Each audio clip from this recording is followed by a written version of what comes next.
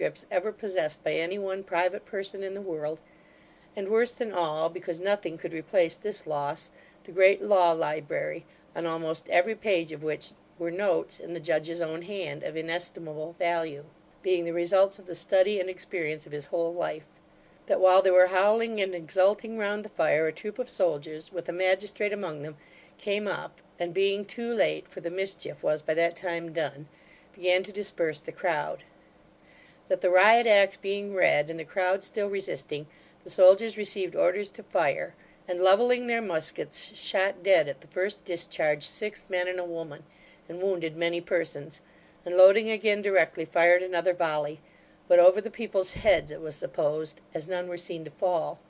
That thereupon, and daunted by the shrieks and tumult, the crowd began to disperse, and the soldiers went away, leaving the killed and wounded on the ground;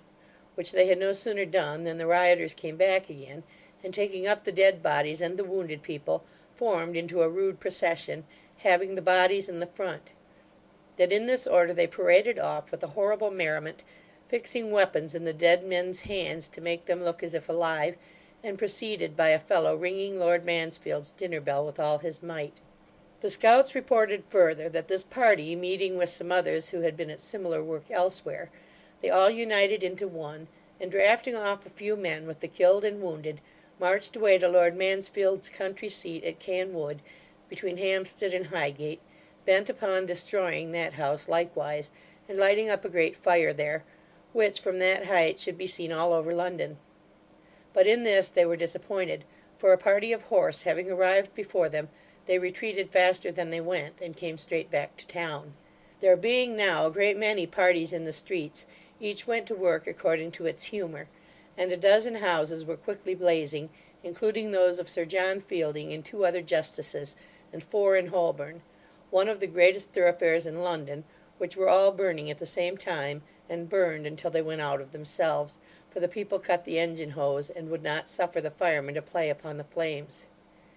At one house near Moorfields, they found in one of the rooms some canary birds in cages,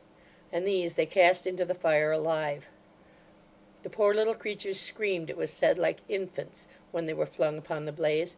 and one man was so touched that he tried in vain to save them, which roused the indignation of the crowd, and nearly cost him his life. At this same house, one of the fellows who went through the rooms, breaking the furniture and helping to destroy the building, found a child's doll, a poor toy, which he exhibited at the window to the mob below, as the image of some unholy saint which the late occupants had worshipped.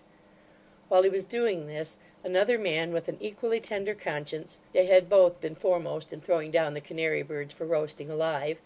took his seat on the parapet of the house, and harangued the crowd from a pamphlet circulated by the association, relative to the true principles of Christianity. Meanwhile, the Lord Mayor, with his hands in his pockets, looked on as an idle man might look at any other show, and seemed mightily satisfied to have got a good place. Such were the accounts brought to the old vintner by his servants, as he sat at the side of Mr Haredale's bed,